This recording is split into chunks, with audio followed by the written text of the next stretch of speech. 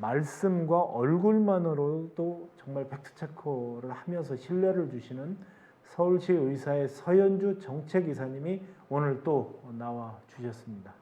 안녕하십니까? 네, 안녕하십니까? 예, 3일째 계속 뵈니까 네.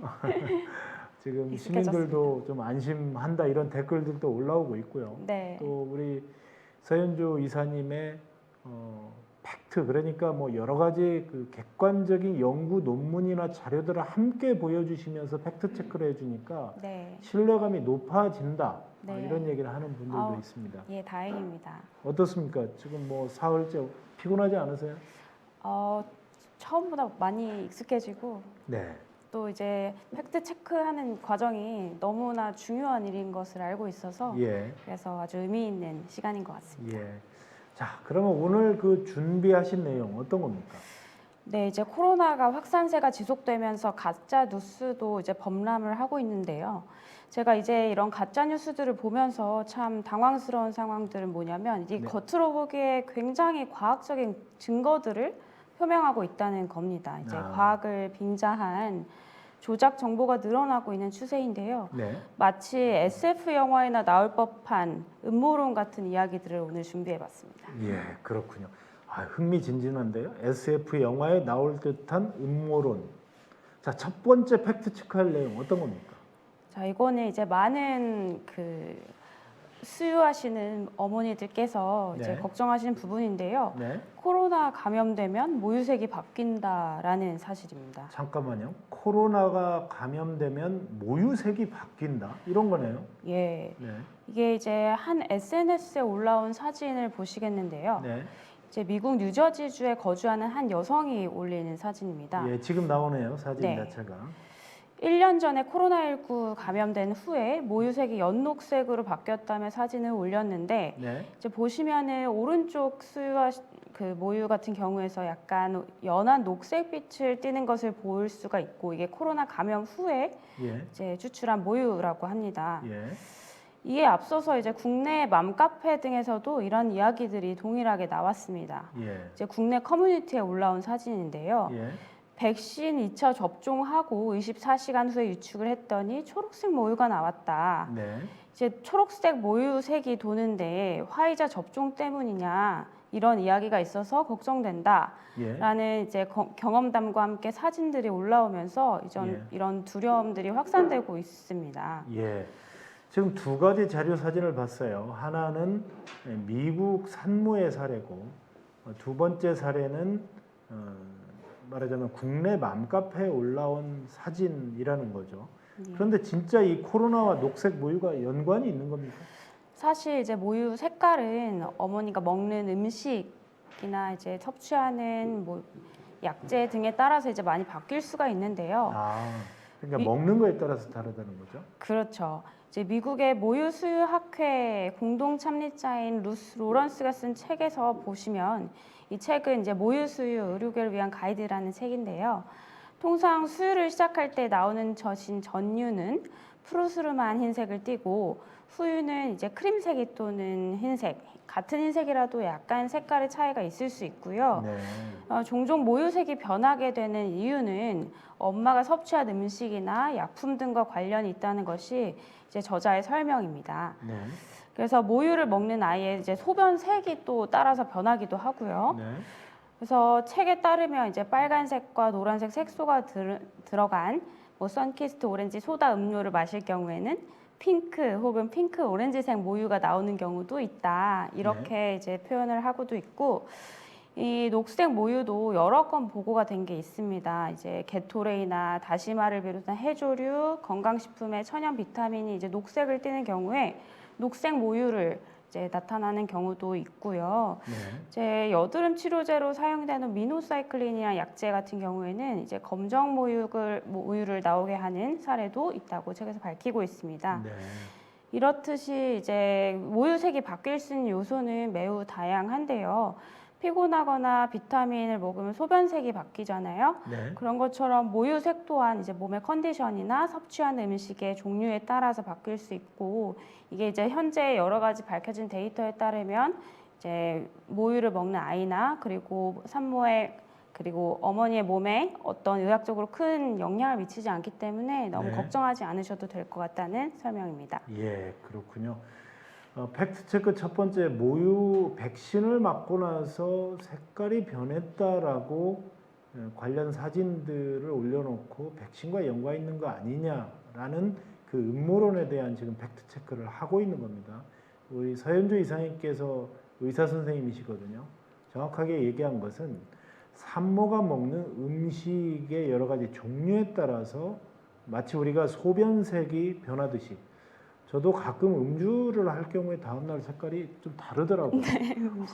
그런 거하고 좀 신체적 이상이 있는 게 아니고 먹는 섭취의 양이나 종류에 따라서 그럴 수 있다는 거죠. 뭐 녹황색 채소를 많이 먹으면 그렇죠. 그렇게 나오는 것처럼. 그래서 그렇다면요. 코로나 감염으로 모유색이 변했을 확률이 제로다. 이렇게 얘기할 수 있는 겁니까? 이제 완전하게 제로라고 지금 밝힐 만큼 연구 네. 결과가 많이 쌓이지는 않았는데요. 네. 이제 전문가들은 코로나 같은 바이러스 감염이나 이제 새로 만들어진 백신 접종이 모유색에 영향을 미친다는 증거가 아직은 부족하다고 얘기합니다. 하지만 영향을 줄 가능성도 없지는 않다고 보고 있습니다. 네. 조금 더 연구가 필요할 것으로 보이기는 하는데요. 다만 이제 모유 수유 중이라고 해서 백신 접종을 맞지 않는다거나 아니면 백신 접종 후에 모유색이 초록빛으로 변한다고 해서 그러니까 수유를 중단할 필요는 없다고 이야기를 하고 있고 실제로 그 과정에서 발생한 여러 부작용 사례들도 한 건도 보고된 바는 없고요. 네.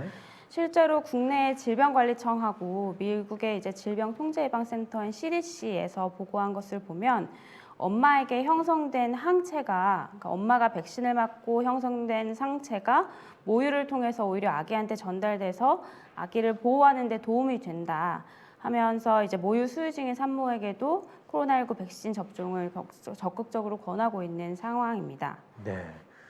굉장히 중요한 얘기했어요. 물론 임산부들의 경우에는 이 백신이라고 하는 굉장히 뭐라 할까요? 아직 그렇죠. 물론 검증이 되긴 했지만 불안감이 있는 건 충분히 이해할 것 같아요. 맞습니다. 모성 보호 본능이 있기 때문에. 네. 그런데 그 모든 연구 결과를 보면 지금 서현주 이사님께서 말씀하신 것처럼 감염이 되거나 뭐 여러 가지 그 모유를 통해서 그 전파될 수가 있기 때문에 백신을 꼭 맞아야 되는 거고 항체가 그러니까 모유로 이렇게 전달이 된다는 거죠. 네, 그렇죠. 이제 엄마가 백신을 맞고 몸에서 이제 좋은 항체들을 만들어내면 네. 그 항체들이 모유를 통해서 아기가 이제 그 모유를 섭취했을 때 네. 전달이 돼서 보호 효과를 나타낸다는 예. 보고입니다. 그러니까 그런 연구 결과가 어디 정확하게 좀 나온 게 있습니까? 네, 있습니다. 이제 최근에 미국과 이스라엘 등의 이제 나라에서 코로나19 백신을 맞은 산모에게서 형성된 항체가 모유를 통해서 아기에게 전달이 된다는 연구가 여러 차례 보고된 결과가 있는데요. 이제 다만 이를 두고 일부 산모들 사이에서는 코로나19 백신의 mRNA 성분까지 아기에게 전달돼 문제를 일으키는 게 아닌가라는 우려가 이제 있으신 걸로 제가 알고 있습니다. 네. 근데 이제 작년에 미국 샌프란시스코 캘리포니아 대학 의대 연구팀이 mRNA를 기반으로 하는 코로나19 백신, 즉 화이자나 모더나 백신이 되겠죠. 네. 두 번 다 맞은 모유수유 여성 7명으로부터 백신 접종 4시간에서 48시간 후 채취한 13개의 모유 샘플을 분석을 했어요. 네.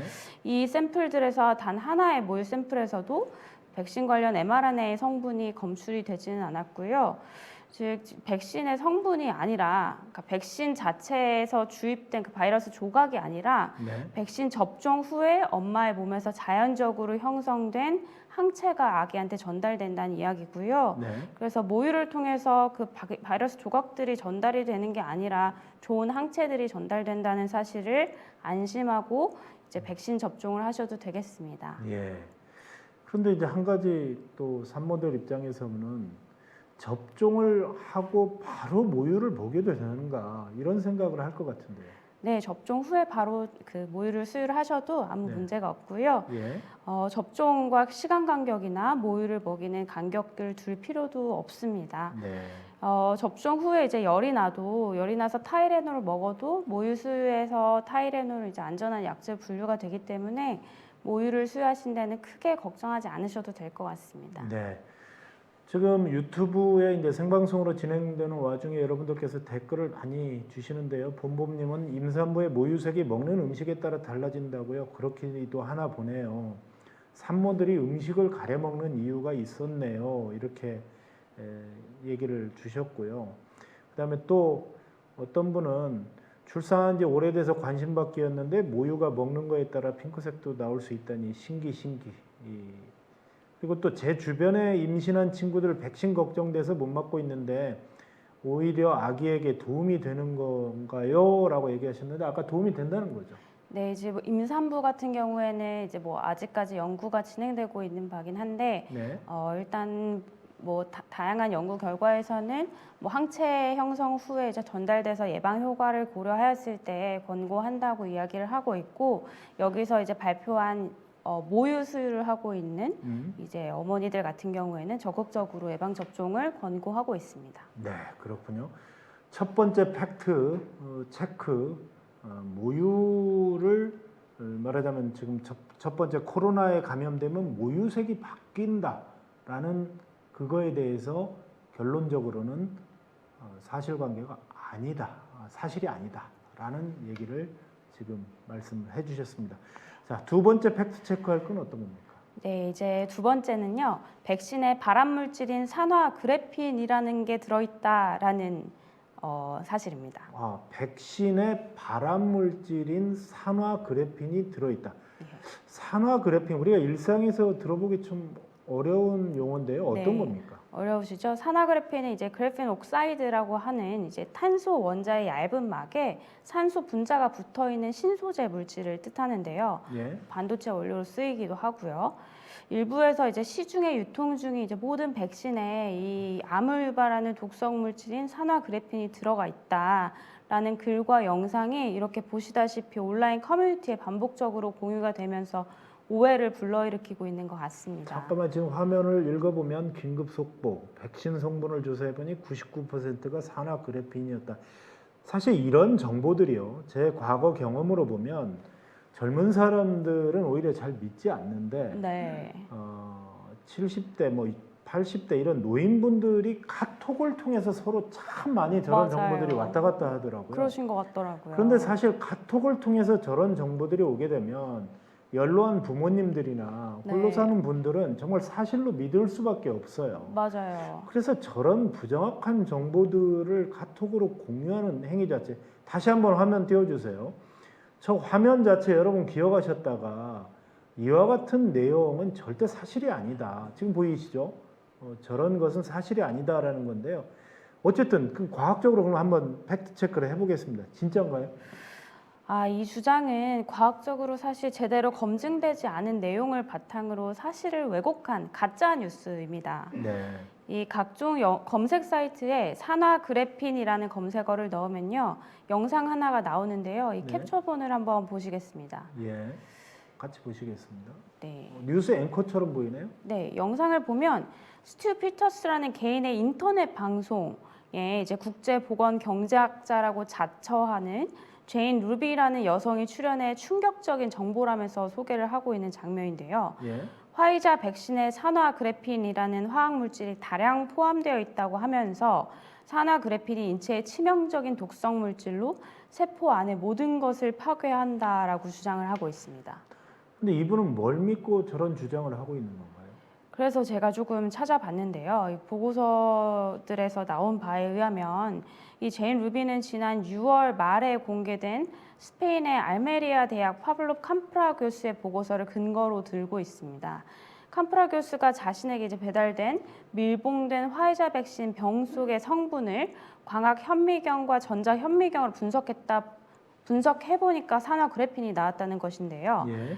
이 산화 그래핀의 양이 747 나노그램으로 이제 화이자 백신 한 병 용량의 99.99%를 차지한다면서 이게 몸속으로 들어오면 세포 내에서 미토콘드리아를 폭발시켜서 이제 염증, 사이토카인 폭풍 등의 이제 과잉 면역 반응을 일으키고 장기적으로는 뇌졸중과 심장마비를 불러일으킨다라는 이제 어마어마하고 공포스러운 이야기를 주장을 했습니다. 아니 그런데 이제 조금 전에 그 뉴스 화면에 과학자가 등장을 했고 실제로 연구 논문에서 그런 걸 인용하면서 좀 얘기를 하다 보니까 네.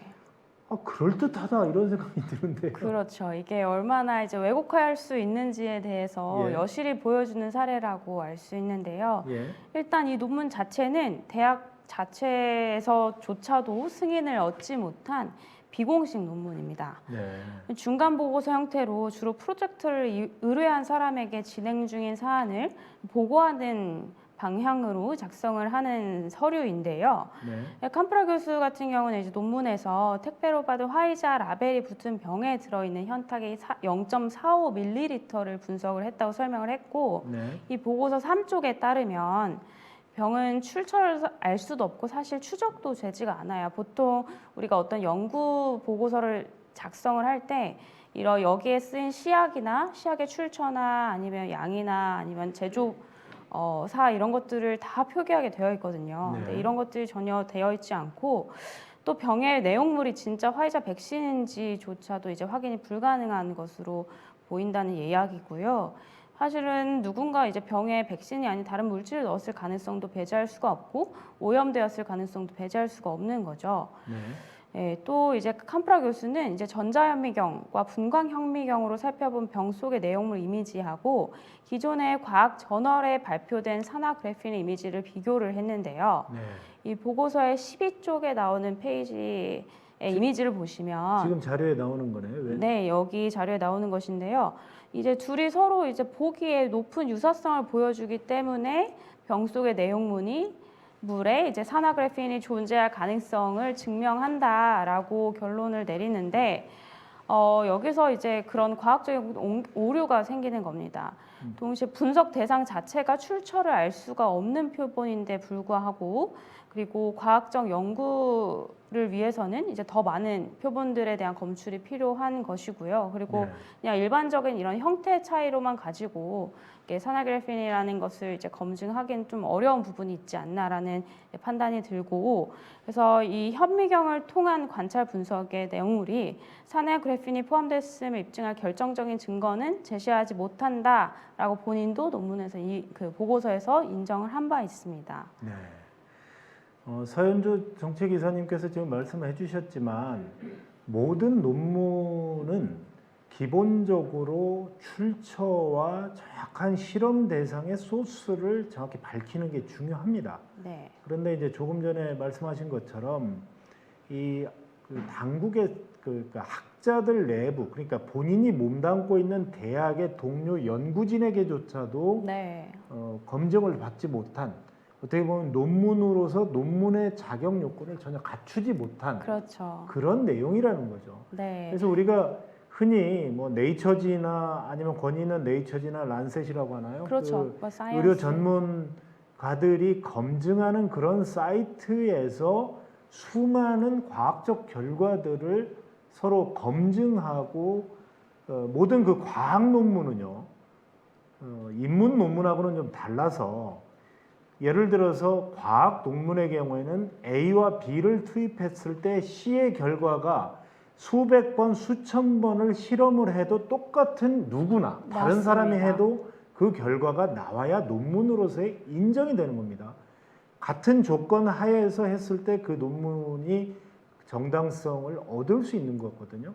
그런데 이 지금 그 대학 알메리아 대학의 당국의 승인조차도 받지 못한 논문을 어딘가에서 찾아다가 마치 그 산화그래핀 그러니까 그 암을 유발하는 그 물질이 현재 백신의 99.9%를 들어있다라고 오도하는 것 자체. 그렇죠. 이것이 바로 틀렸다라는 것을 여러분들에게 저희가 지금 정확히 팩트 체크를 해드리고 있는 겁니다. 네.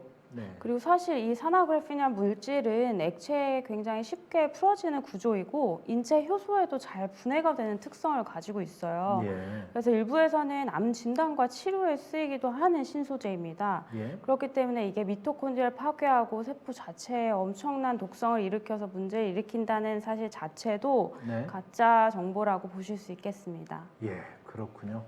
자, 두 번째 팩트 체크까지 했어요. 자, 세 번째 팩트 체크 내용 어떤 겁니까? 네, 이거는 이제 많은 분들이 관심을 가지실 것 같은데요. 부항으로 백신을 해독한다라는 팩트입니다. 부항이라는 게 뭐 일부 이렇게 한의원이나 뭐 이런 데에서 이렇게 네, 그 예. 피를 모으는 해보셨나요? 그런 거죠. 네. 아, 그거 시원하긴 한데 사실 해보면. 피가 많이 빠지죠. 근데 이게 백신 해독 효과가 있다. 어떤 네. 얘기입니까? 이게 이제 코로나19 백신 부작용 피해를 봤다는 분들께서 모인 한 카페가 있는데 여기에 올라온 글이에요. 네. 보시면 백신 접종 즉시에 한의원에 가서 부항을 뜨는 게 어떨까요? 네. 이제 어깨나 팔 위주로 피를 빼는 거예요라는 글이 올라왔습니다. 네. 이제 주사를 맞고 최대한 빨리 압력을 걸어서 피를 빼내서 피뿐만이 아니라 체에까지 몰려서 빠져나와서 백신을 이제 빼내자 이런 의도로 쓰신 것 같은데요. 뭐 꽤 강한 타격을 줘서 멍이 들게 하면 주사를 맞아도 혈관을 흡수가 안 된다더라라는 이야기까지 나오고 있죠. 예.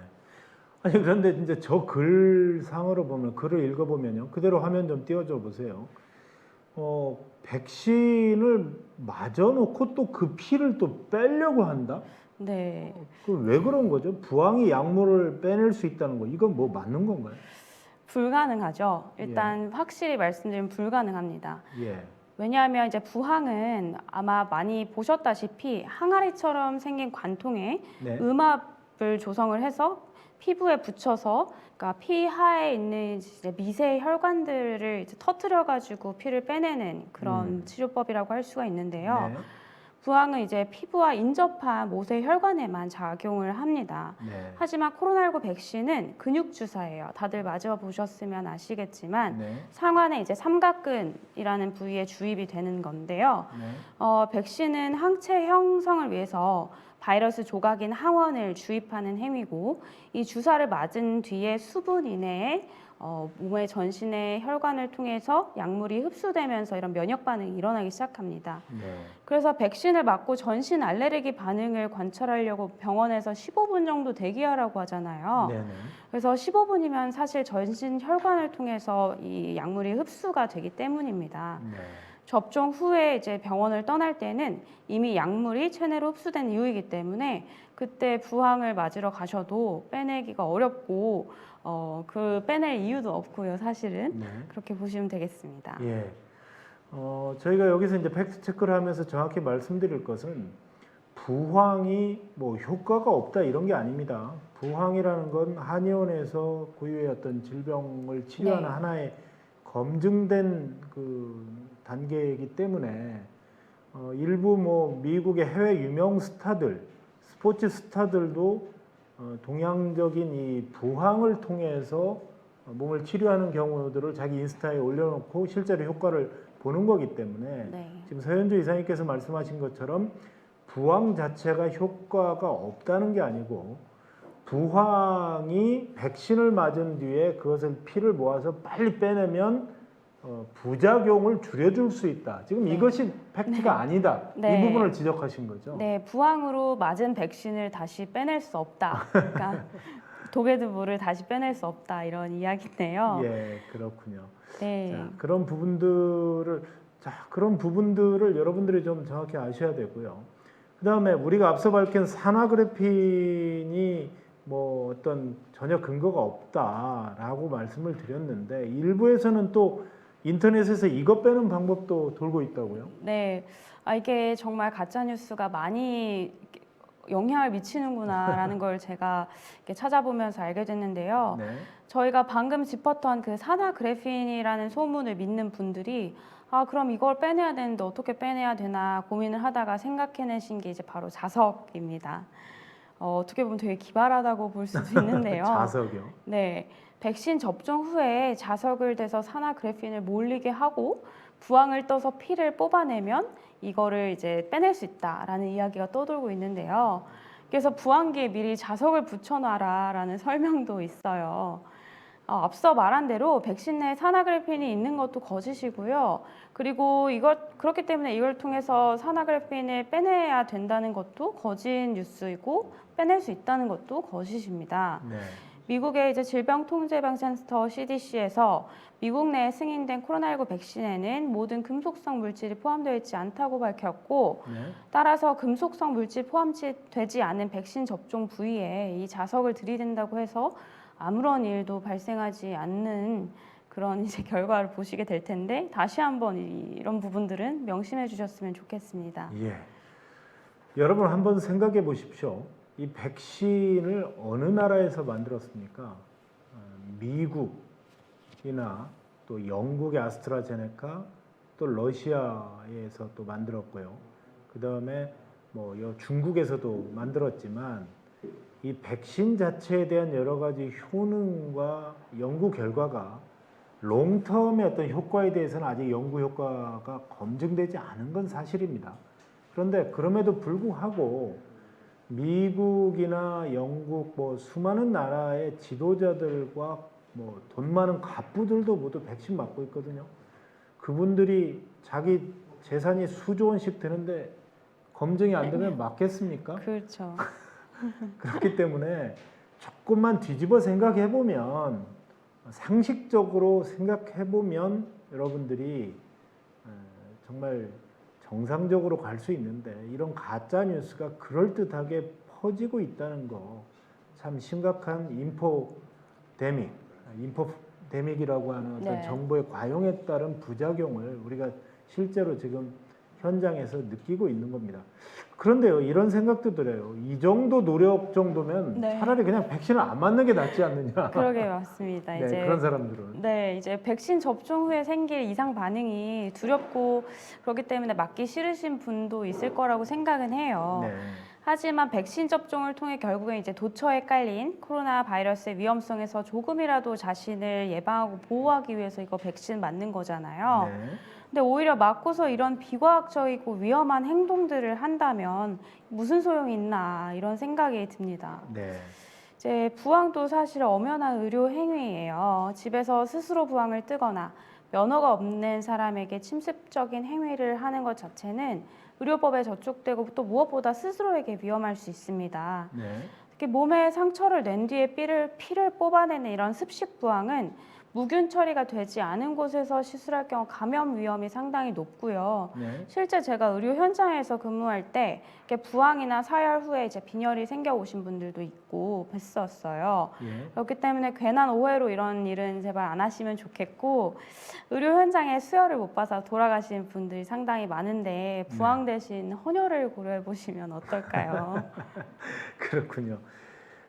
지금 시청자들 질문이 지금 많이 들어오고 있어요. 그 오수영 씨가 확진 후 PCR 검사를 안 해도 되는 이유를 좀 더 설명해 달라. 확실한 근거를 알지 못해 불안해서 자꾸 사람들이 경계하고 멀리하고 격리하려고 해요. 이런 네. 얘기를 주셨어요. 그렇죠. 이제 미국의 CDC에서도 그렇고 우리나라 질병관리청에서도 그렇지만 코로나 증상이 발생한 후에 이제 네. 2, 3일이 지나면 감염력이 굉장히 많이 떨어지고, 그렇기 때문에 코로나 확진 후에 거의 5일에서 7일이 지나면 바이러스가 체내에서 방출되지 않는다고 이제 결과들이 보고된 바가 있기 때문에 네. 감염력을 상실한 상태라고 보시면 됩니다. 예. 그렇기 때문에 격리를 해제하는 것이고 마스크만 끼고 이제 다니라고 권고를 하고 있는 거고요. 네. 실제 미국 같은 경우는 일주일도 아니고 5일로 격리 기간도 그렇죠. 짧아졌어요. 그래서 그런 부분들을 고려하셔서 사실 이게 사회적으로 많이 이런 것들이 잘 알려져 있지 않기 때문에 괜한 두려움을 갖고 계신 거거든요. 네. 그렇기 때문에 이제 저희도 이제 계속해서 홍보를 하겠지만 그런 감염력 자체가 코로나 확진된 후에 2, 3일 후에 많이 떨어지기 때문에 걱정하지 않으셔도 될 것 같다라고 알고 계시면 될 것 같습니다. 네. 오늘 그 영국의 BBC 뉴스를 보니까 영국의 총리는 아예 확진이 되더라도 집에서 자가격리하는 것까지 없애겠다. 네. 그러니까 본인이 스스로 알아서 그냥 뭐 자가격리조차도 권유하지 않겠다라고 했는데, 이건 좀 그 영국 내 전문가들도 헛소리다, 미친 소리다. 왜냐하면 오미크론 자체 전파성이 워낙 강하기 때문에 강하죠. 네. 아무리 뭐 정치인이지만 또 영국의 여러 가지 경제 상황이 좀 좋지 않고 본인이 정치적인 지난번 크리스마스 그 파티 때문에 지금 사임 요구를 많이 받고 있거든요. 그러다 보니까 파격적으로 지금 뭐 방역 패스도 없애겠다. 한 발 더 나간 것 같아요. 네. 이것은 그러게요. 이것까지는 좀 너무 위험한 거고요. 다만 조금 전에 서현주 이사님께서 말씀하신 것처럼 감염의 그러니까 바이러스가 몸에 남아 있더라도 이 가장 중요한 건 남에게 옮길 수 있는 전염병이라는 건 말 그대로 그쵸. 전달한다. 네. 남에게 그것을 옮긴다는데 그 전염성 자체가 사라졌기 때문에 네. 바이러스가 있더라도 격리할 필요가 없는 건데. 네, 그리고 사실 바이러스가 남아있다고 보기도 어렵고, 죽은 바이러스 조각들이 남아서 혹시 이제 그런 PCR 검사를 나중에 하더라도 양성이 나올 수 있는 확률이 있는 건데요. 그 양성이 나온다고 해도 그 PCR 검사에서 나오는 양성은 죽은 바이러스 조각 때문에 발생하는 현상이라서 네. 이게 이제 실제로 내가 바이러스가 몸에서 활동하고 있는 상태라거나 네. 아니면 이게 다른 사람한테 전파돼서 감염시킬 수 있는 상태는 아닌 것은 확실하기 때문에 네. 걱정하지 않으셔도 될 것 같습니다. 네, 그렇군요. 참과 거짓을 잘 분별할 수 있는 정확한 지식과 지혜가 필요하네요. 이런 시청자의 댓글도 지금 들어와 있는데요. 여러분 지금 이 방송을 여러분들이 좀 많이 공유하시고요. 또 나중에 요즘은 유튜브는 한번 이런 컨텐츠가 생성이 되면 뭐 1년이고 2년이고 계속 가기 때문에 네. 오늘 저희가 그 팩트 체크를 하고 있는 부분들을 좀 같이 널리 공유해 주십시오. 정말 이런 좋은 정보가 더 널리 퍼져서 가짜뉴스 자체를 우리가 없애도록 좀 더 노력하는 것이 필요하겠다 이런 생각이 드네요. 오늘 그 네. 서현주 서울시 의사회 서현주 정책이사님 오늘도 감사하고요. 주말에는 뭐 하실 생각이에요? 주말에는 이제 공부를 하고 진료를 해야 될 것 같습니다. 아니 공부 질리지도 않으세요? 지금 주말에 이렇게 다들 저는 지금 일을 해서 네. 주말에 좀 쉬어야 되겠다 이런 얘기하는데 주말에 또 공부를 하신다고요? 네, 저는 주말이 없이 산 지가 꽤 오래됐기 때문에 익숙합니다. 그러면 실례 되지 않는다면 결혼은 결혼은 아직 못했습니다. 못 하신 게 아니고 안 하신 네. 거겠죠. 네, 감사합니다. 슬기로운 의사 생활의 의사 선생님들이 드라마 속에만 있는 게 아닙니다. 바로 이 옆에 계시는 서현주 이사님처럼 일주일을 이렇게 애를 쓰셨는데도 또 주말에 공부하고 끊임없이 연구한다. 이것은요, 그만큼 학문의 길, 사람의 생명을 다루는 의학의 길이 얼마나 어려운 것인지를 사실 이렇게 볼 수가 있는 겁니다. 저도 뭐 개인적인 얘기를 해서 그렇습니다만은 저희 형님 두 분도 한 분은 의사, 한 분은 한의사였신데 학교 다닐 때 정말 그 전문의를 따기까지 하던 그 공부의 학습의 양을 보면서 죄송 말씀이지만 저는 거저 먹었다라는 생각을 솔직히 해봤던 적이 있습니다. 저렇게까지 공부를 하나? 그런데 따지고 보면은요, 미국의 그 경영학자들이 이런 연구를 한 게 있어요. 미국의 경영학회에서는 한 해에 가장 그 경영을 잘한 케이스 스터디의 사례로요, 병원의 경영, 그러니까 가장 힘든 경영으로 병원 경영을 꼽습니다. 우리가 흔히 생각하면 대기업이나 네. 그런 어떤 상업적 기업들이 더 어렵지 않을까? 소비자들의 불만이 있기 때문에. 네, 그런데 병원은 이런 거랍니다. 호텔업도 그 속에 있고요. 음식, 숙박업이 모두 왜? 환자들이 입원해서 먹는 음식에 그 다음에 편안한 잠자리를 제공해야 되고요. 네. 그 다음에 또 소비자들의 불만도 다 들어줘야 되는데 네. 그런 모든 경영을 하는 전 세계의 대기업보다도 그들이 갖지 못한 한 가지가 딱 있다고 합니다. 더 갖지 못한, 혹시 아세요? 소윤주 이사님? 글쎄요. 잘 모르겠는데요. 예. 이거 보세요. 대기업들은 소비자들의 불만을 다스리고 하는 건 있지만요. 네. 병원 경영에서 그런 요소를 다 포함한 것 플러스 사람이 죽고 살 수 있다는 거. 그렇죠. 맞습니다. 이건 뭐냐면 네. 의료진들이 어떻게 하느냐에 따라서 사람의 생명이 죽고 살고 하는 문제가 달려 있다는 거죠. 이것처럼 위험하고 이것처럼 정말 최고의 리스크한 상황이 있을 수 있냐는 거죠. 그런 것 같습니다. 예, 정말. 그런 것을 특수하죠. 바로 하는 분들이 바로 우리 서현주 이사님과 같은 의사 선생님들이고 간호사 선생님들입니다. 이런 대목에서 우리가 코 안심 TV를 여러분들이 지금 시청하고 계시는 여러분들께서 우리 의사 선생님들 또 의료진들의 또 방역 일선에서 행정을 하고 있는 분들의 노고를 잠시나마 우리가 좀 같이 생각하셨으면 좋겠다. 이 대목은 제가 미처 준비를 안 한 대목인데 흥미로웠습니다. 갑자기 그냥 혼자서 주말에 이렇게 책을 보실 생각을 하니까 울컥해서 네. 제가 말씀을 드렸습니다. 네, 오늘 출연해 주셔서 감사합니다. 네, 너무 감사합니다. 그래도 조금 쉬십시오. 네, 건강하시고요. 네, 감사합니다. 네.